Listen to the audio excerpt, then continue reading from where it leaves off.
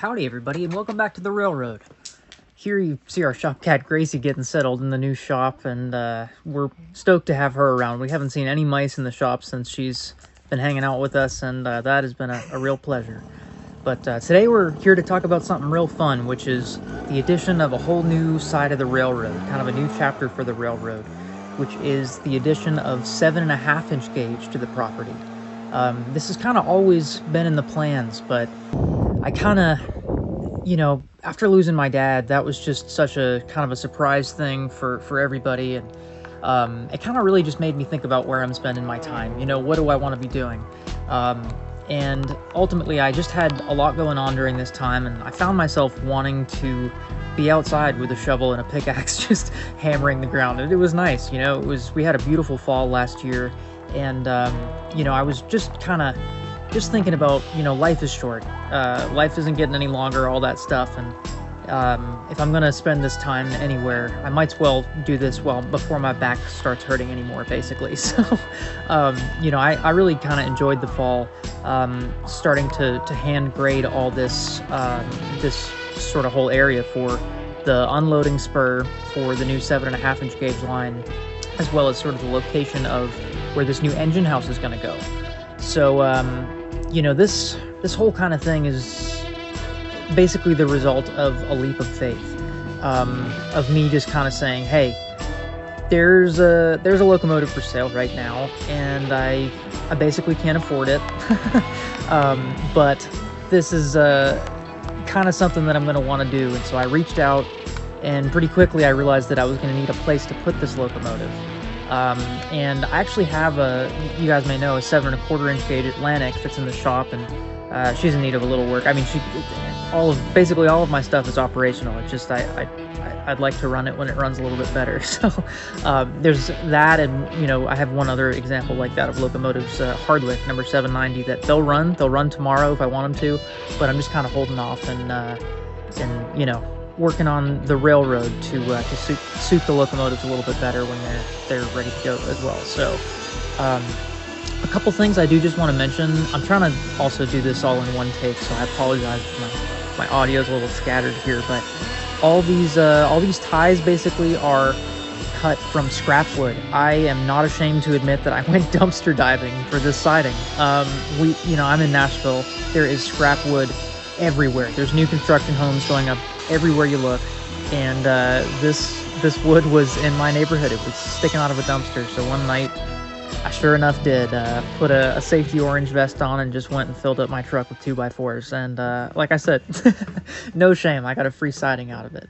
But again, kind of real quick, I started to realize that I needed a place to put this new member of the family, and it started to feel real. I started to get these videos of hydro tests that were being performed for me, and just super exciting. I just can't thank the seller, Mr. Brent, enough for just giving this locomotive such a nice home down in South Texas for so many years, and just doing, everything that I asked to be able to feel comfortable with a purchase this size.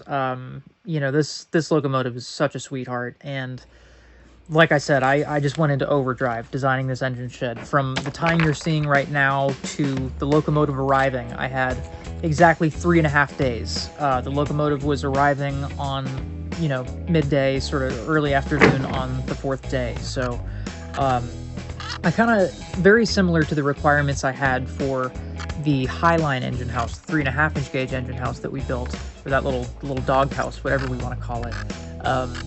This isn't going to be super permanent. This ultimately kind of just has to be around for me to offload the locomotive, and I do kind of intend to store, and I have been storing the locomotive in here in the nice weather, but this is not an all-seasons shed. This is just meant to be waterproof, and it's meant to be portable as well, because this isn't going to be here forever. Ultimately, I'm going to move this somewhere else. In this area, I'm going to build a nice, big, permanent engine house at some point, with sort of several bays and raised steaming bays inside to work on equipment, etc. So another thing I just want to mention, the seller, Brent, was so kind to deliver this locomotive. That's not normally like the first line of the ad on Discover Live Steam said, Delivery is your responsibility. You got to come, whatever. And I just reached out to him and said, hey, I'm not super capable of picking this locomotive up right now. I do have a trailer, but it's one axle too short. And he was very kind to say, yeah, no problem. You know, I'll bring it up to you. And so I really needed a place to put it when he brought it up here. So this is kind of the final stages of slapping this thing together in a very limited time frame. And you know, I also kind of just didn't want him to feel like, oh man, what am I doing leaving this thing here? So I wanted it to look fairly decent. And this is, like I said, kind of the home stretch. At this point, I'm thinking, oh man, we're gonna be good. Get the roof slapped on, get the doors on. But pretty quickly, I realized we had a little a little issue here. The doors look nice, but when I went to line them up, these are doors for the other side of the shed, apparently. So, my bad. But, it's always something. But no biggie. The next morning, I got the last couple sections of track lined up. Got all ready for the locomotive to show up, and I did cut and slap together a new section, or I'm sorry, a new pair of doors for the front of the shed, and lined everything up this time. Made sure it was going to work out, and it was just such a relief to have Dulce home. It was, man, that'll be the next video for you guys. Or actually, I don't know what order. We've got a couple of really fun videos coming out, so I can't wait to just share what we've been up to with you guys. But our buddy Colt came to the railroad to visit. We actually got to go visit another railroad, a big railroad, while he was here, which was a lot of fun. But we've also got the Dulce's arrival video coming soon, so I'm going to try and kind of sit back and just bring you guys along for the ride and the unload as Dulce gets home to the railroad. And yeah, ultimately, guys, thank you just for always following along, being such an awesome just community of friends to share these projects with. So much has happened since this point, even as I'm kind of watching this and recording this audio. So I can't wait to share just all the rest of the updates with you guys. So as always, guys, thanks for sticking around. Thanks for tuning in. And yeah, we'll see you guys on the next one. Cheers, everybody. See you down the line.